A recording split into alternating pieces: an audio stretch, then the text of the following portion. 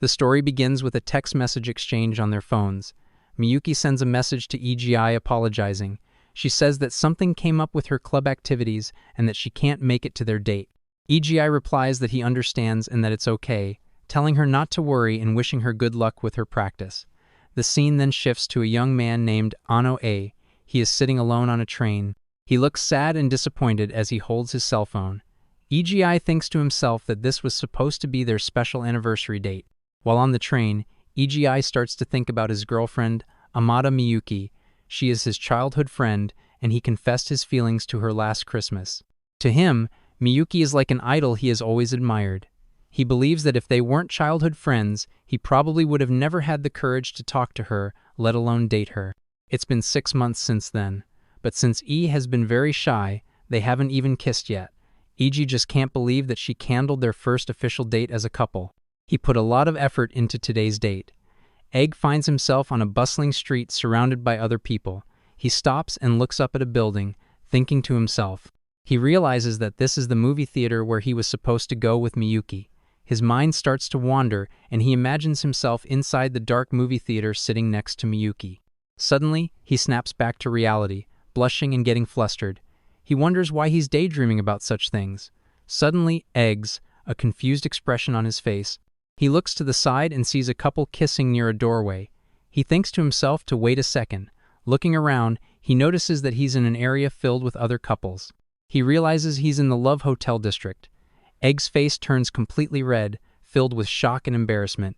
EG's mind continues to wander. He imagines himself in a hotel room with Miyuki.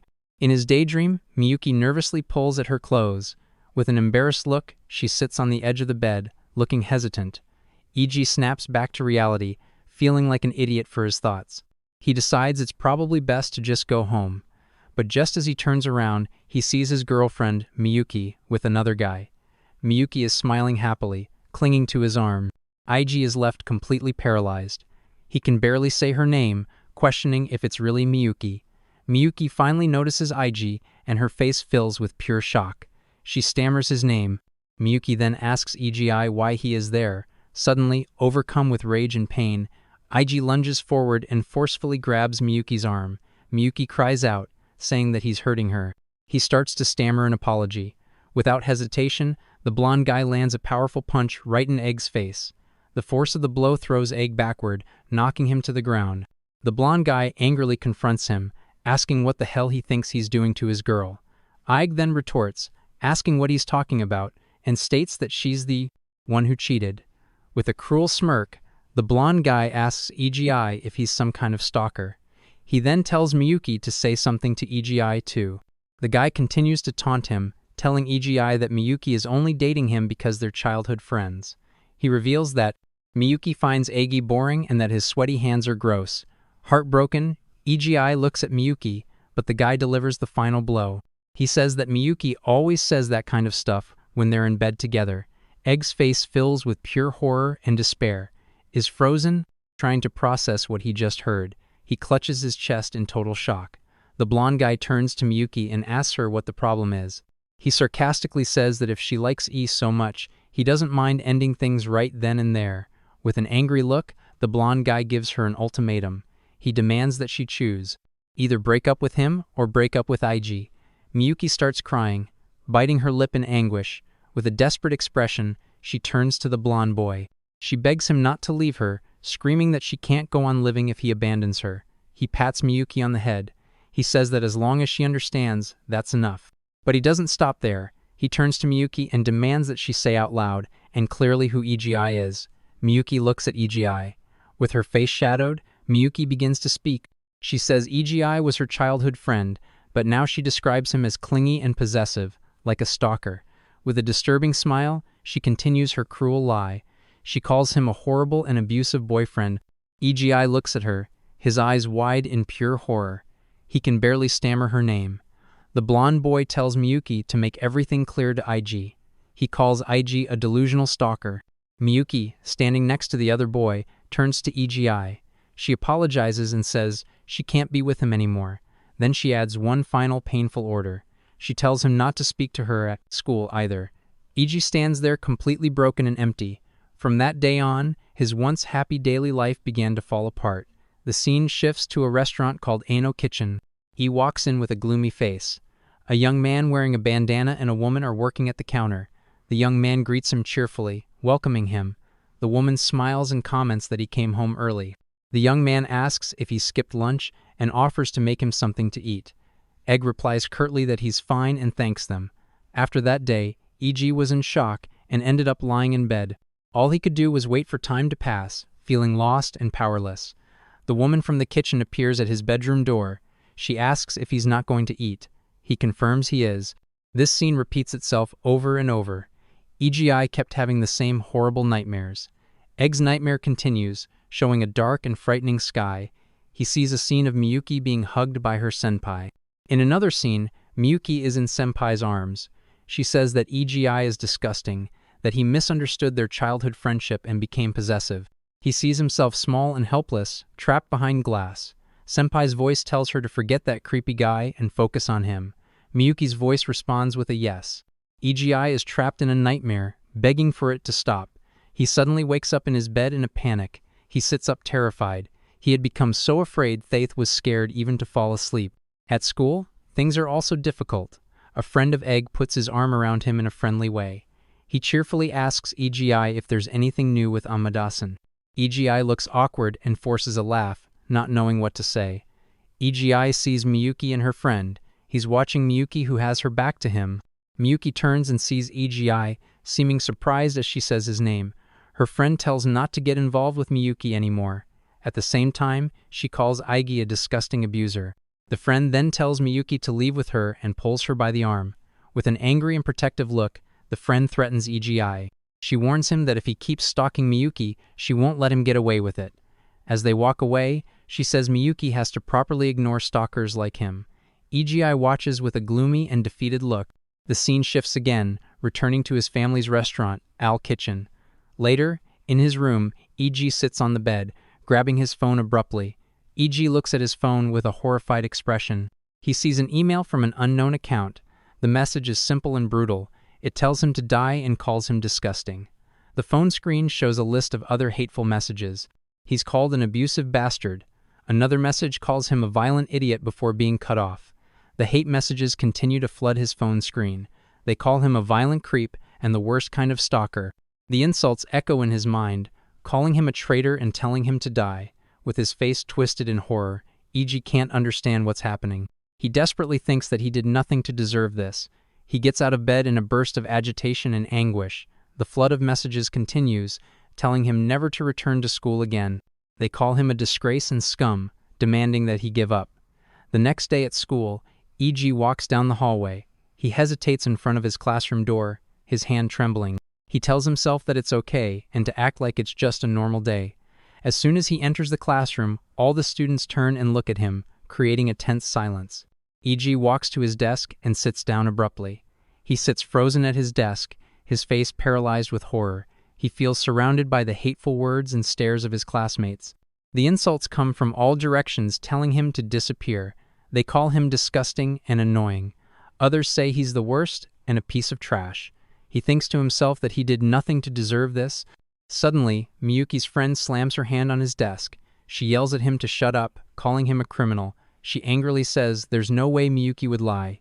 EG is shocked. She adds that even Kondo Senpai from the soccer club said he saw everything. He realizes the harsh reality of the situation.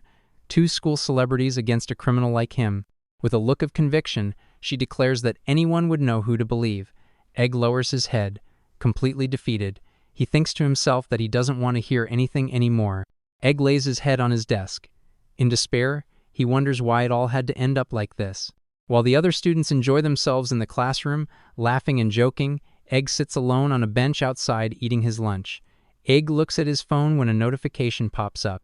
The message says that today's club meeting was suddenly cancelled, so there's no need to attend. EG thinks that there's no one left in class he can trust. He decides to go to the club room anyway. He thinks that maybe, despite the cancellation, someone might still be there to talk to behind the door. EG hears his clubmates talking. One person asks if the other made sure to lie and tell Ono the meeting was cancelled, saying they messaged him during lunch and adding that it's scary just to see him. One of them asks what they should do with the draft EG drew. The other coldly replies that they already threw it away. Then the reason for their contempt is heard. They say he doesn't even have talent, yet still puts so much effort into the manuscript. Their cruel conclusion echoes in his mind. They think he's seriously pathetic. EG's face is covered in tears. Suddenly, he has an idea. He thinks maybe Professor Ayas is still in the classroom. He heads there, but stops at the door when he hears voices. He sees Miyuki's friend talking to the teacher. She says that she thinks Miyuki has been very worried lately. The teacher comments that it's rare for Miyuki to have any problems and asks Hayagi if she got involved because she's too kind. Miyuki simply says that she's fine. Egg runs through the hallway. He remembers his teacher's encouraging words. He reaches his locker. Inside, he finds another horrible note. The note threatens him, warning that if he complains, they'll come to his family shop. The scene shows the end of the school day with students heading home. EG is seen running away from school. He returns to his family's restaurant and the doorbell chimes softly. The woman inside welcomes him and asks if there was no club today. She comments that she understands, saying it was canceled at the last minute. With a concerned look, she notes that he hasn't been doing well lately. She tells him to make sure he gets proper rest. Egg thanks her. EG's mother tells him that even if he and his brother are tired, the children don't need to worry about their parents. His brother agrees, telling him to just enjoy school. That's all he needs to do. Egg knows that ever since their father died, his mother has never cried in front of them. She always smiled so they wouldn't worry. His older brother has also done his best to protect the family and the shop in their father's place. With a determined smile, EG agrees that he'll do his best. He believes that as long as he keeps enduring, no one else has to be unhappy. The scene shifts to Miyuki's room early in the morning. She's sitting alone on her bed, unable to sleep. Ever since that day, she hasn't been able to rest.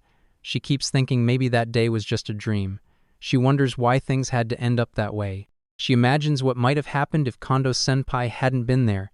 She thinks she might have clung to EGI crying and saying she didn't want to break up. When she saw how EG was being bullied, she almost started crying too. But she tells herself she can't cry. She believes she's the one who has no right to cry. Her friends misunderstood the situation, thinking it was just inexperience, and introduced her to Kondo-senpai. Miyuki remembers that she tried to decline, but Kondo-senpai was the ace of the soccer team, athletic and smart. He was also handsome and kind.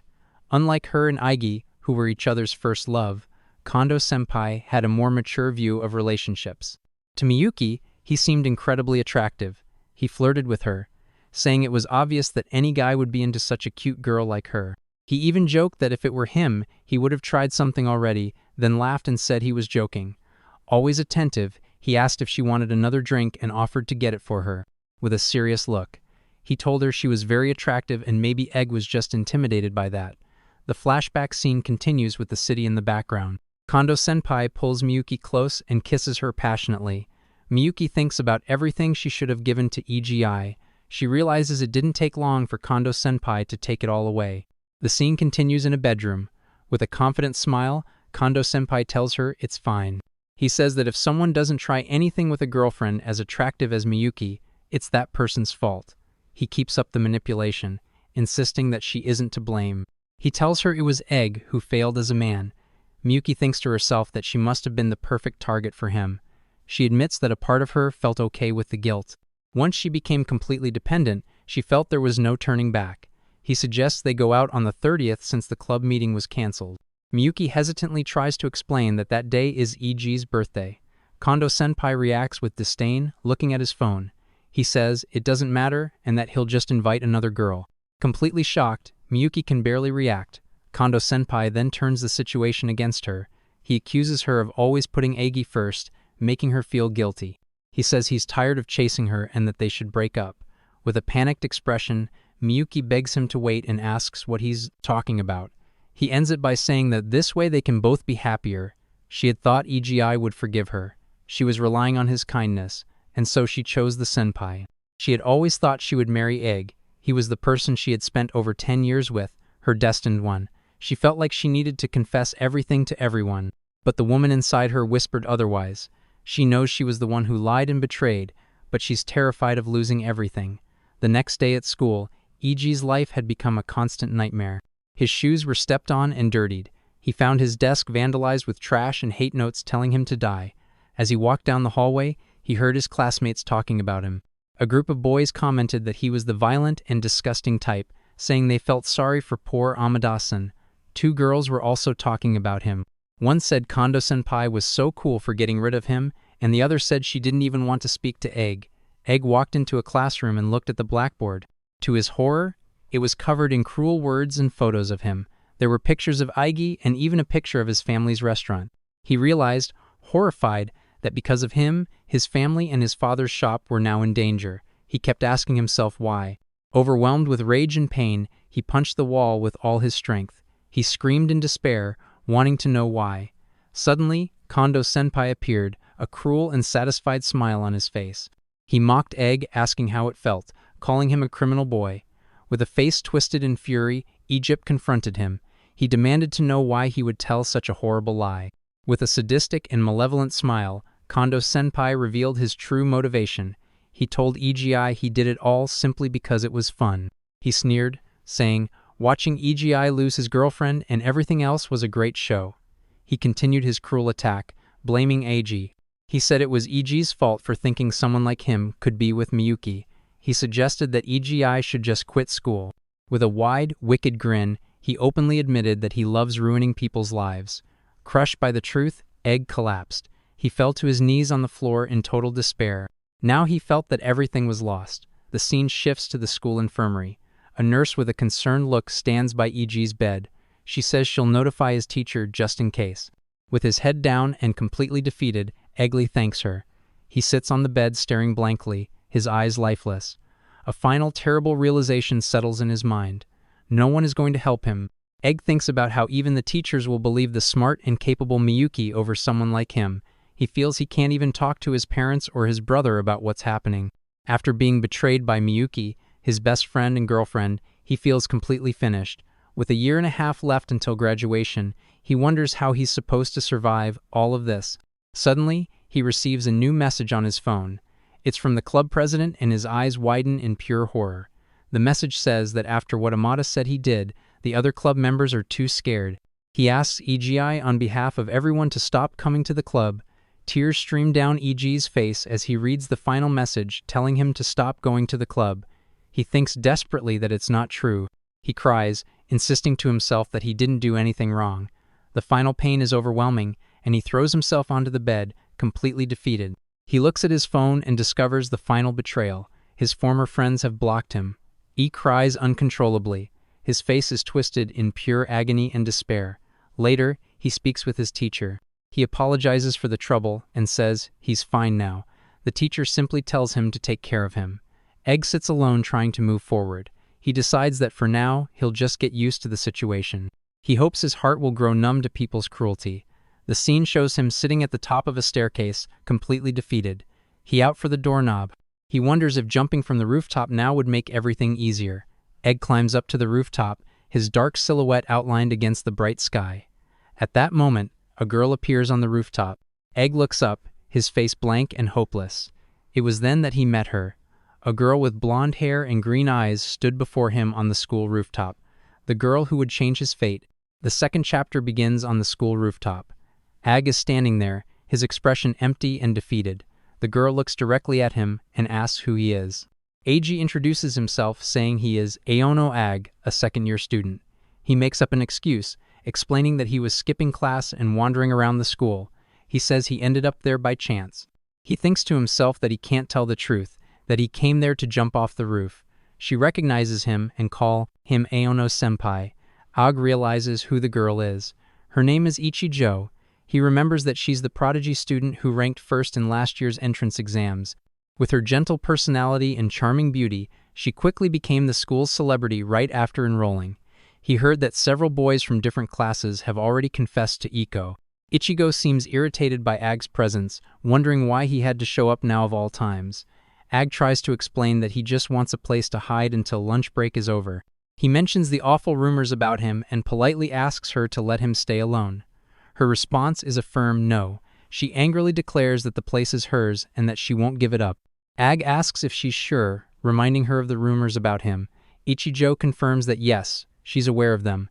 Even so, with an angry expression, she insists that her answer is still no. Ag is completely shocked by her attitude. She sighs, looking irritated, and says that, as she already mentioned, she knows about the rumors.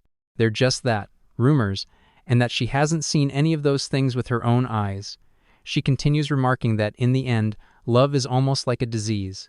She asks why people believe a one-sided story told by only one person. She says that nowadays, people believe only what they want when they want. She finishes by stating that it's disgusting to point fingers at someone without knowing whether it's true or not. Ag looks down with a glimmer of hope. He hesitantly asks her if that means she believes him. Ichigo replies firmly. She says it's not a matter of believing or not. With her arms crossed, she declares with conviction that judging him based on one-sided, biased gossip is just too wrong. Her words hit Ag hard. His eyes widen in pure shock and surprise. With tears in his eyes and a look of pure relief, AG simply says, "Thank you." Completely taken aback, Ichigo's eyes widen. With an irritated look, she asks AG why he's thanking her, especially her. He laughs a little and tells Ichigo that if she doesn't understand, that's fine. The scene shows the two of them alone on the school rooftop. Suddenly, heavy rain starts pouring down on them. AG suggests they go inside so they don't catch a cold. Ichigo, however, sharply tells him to leave her alone. With her face wet, she looks even more irritated. She yells at AG, furious. She asks if he still doesn't get it. With a frustrated expression, she shouts, wanting to know why she's there alone. Ag, completely confused by her behavior, asks what the reason is. Ichigo tells him that he doesn't need to worry. She goes on to say that it doesn't matter if she catches a cold from the rain. With a desolate voice, she explains the reason. She says that for her, tomorrow simply doesn't exist. He is left completely paralyzed. Ag, panicking, follows him, asking her to wait. With her face soaked and full of anguish, Ichigo turns to him. She screams at him to leave her alone. She angrily asks which part of her wanting to die he doesn't understand. In a desperate move, Ag rushes forward and grabs her wrist tightly. He yells at the top of his lungs for her to stop. As the rain pours down, Ichigo struggles to break free, her face filled with panic. With a determined expression, Ag shouts, "That's enough." Suddenly, Ichigo slips on the wet floor, losing her balance. She screams in surprise as she begins to fall. In a quick movement, Ag lunges forward and catches her, but the two crash hard against the fence at the edge of the rooftop. Angrily, Ichigo demands to know why he protected her. She starts to say that if the railing had been rusty, but he cuts her off, telling her to shut up. H bursts out with an emotional response. He says he doesn't think there's any reason not to help someone. Ag then yells a surprising proposal at her. He says that if she wants to die so badly, then at least she should spend this last day with him. He continues shouting that they should skip class together. Ichigo reacts in total shock. Ichigo yells at AGI, irritated by his suggestion to skip class. She asks him if he even understands the gravity of the situation. After venting her frustration, Ichigo seems to resign herself to the situation. She says she guesses she doesn't have much choice. Then, sitting on the rain-soaked ground, Ag makes a shocking confession. He reveals that he also came there thinking about dying. He adds that, however, he never imagined he'd end up stopping a cool high from taking her own life. His words leave Ichigo completely stunned. Ag stays sitting on the ground, simply watching her with tears streaming down her face, but wearing a faint smile. She agrees with him. She says, "Yeah, that's just how it is." The scene shows Ag and Ichigo sitting together on the rooftop side by side. The rain continues to fall, but a moment of calm and understanding passes between them. Later, they decide to leave the rooftop. Ag suggests that, for now, they should go inside. Ichigo agrees with him. Ag offers a handkerchief to Ichigo, telling her to use it. Ichigo hesitates, but Ag insists she take it.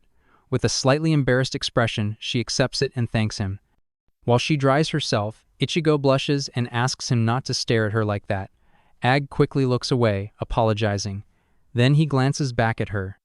She seems a bit shy as she uses the handkerchief to dry herself. Ichigo teases him, saying that he's looking at her inappropriately right after she told him not to, calling it harassment. Ag gets flustered and apologizes. Then, with a calmer tone, Ichigo asks what they're going to do now. She turns to him with a subtle smile. In a teasing tone, she says that since he invited her to skip class, he must have some kind of plan. With a smile, Ag admits he doesn't have any plan. He explains that he just said it out of desperation. Ag thinks to himself, "So, this is what her smile looks like." He mentions that from what I heard from some classmates who confessed to her. Ichigo shows her disdain for those confessions. She asks, "Why do people think I would go out with such weird guys?" She goes on saying that being approached out of nowhere by some guy she just met is creepy. She sighed, looking disappointed. With a serious expression, she confronts Ag directly. She accuses him, asking if he's only interested in her looks or her status. Ag remembers the rumors he heard. He thinks that this is what people said about her, that she trampled on the feelings of the boys who confessed. He's surprised since he thought she would reject his idea of skipping class. Later, the two are sitting together. Icho moves closer and offers him a small pouch. She says it's a reward for what he did. Ag and Icho sit together on the rooftop. He starts to thank her, but his stomach growls loudly, cutting him off. Completely embarrassed, Ag starts rummaging through his bag. He feels relieved when he finds an onigiri, a rice ball. In a friendly gesture, he asks Icho if she wants half. Icho happily agrees. She takes a small bite of the onigiri and says it's delicious. Ichigo asks if the onigiri is tuna with mayonnaise. Ag confirms enthusiastically, explaining that it's a convenience store on Jiri Classic. He's surprised she's never tried it before and asks him seriously, "Is that true?" With a look of wonder, Ichigo asks if everyone really eats these tasty things. Ag smiles broadly at her. With a happy expression, he confirms that yes, and adds that there's so much more out there. He says that dying without knowing such treasures would be a real shame. Ichigo looks thoughtful with a soft expression and a slight blush on her face. With newfound energy, she declares that it really is delicious. She clenches her fist with determination, saying that now she's curious. With a smile, Ag makes her a surprising invitation. He asks her if she wants to go to his house. Completely flustered and shocked, Ichigo can barely react. The scene shows the two of them leaving the rooftop and walking down the hallway. Ichigo asks him how they're going to get out of the school. She points out that the main entrance is locked. Ag asks if she's planning to jump the gate. Ichigo reacts indignantly, pointing out that she's wearing a skirt. With a grin, Ag says he was joking and that he knows that. Ichigo makes a sound of disdain, clearly not too amused by the joke. Ag then explains that there's an iron door next to the main entrance. Using a simple diagram, he lays out his plan. The door can be unlocked from the inside and closes automatically. That means while you can't enter from outside, it's easy to leave from within. Ichigo, with a suspicious look, asks how he knows about the door. Ag teases her, saying that a model student wouldn't know such things. He adds that skipping class every now and then doesn't kill anyone. With a determined expression, Ag says it's fine and that they should go for it. He takes Ego's hand and starts walking. Ag looks visibly embarrassed as he holds Iko's hand. Ichigo asks him why he's blushing so much and tells him to just hurry up. He asks if she's sure about this, holding hands with a guy she just met.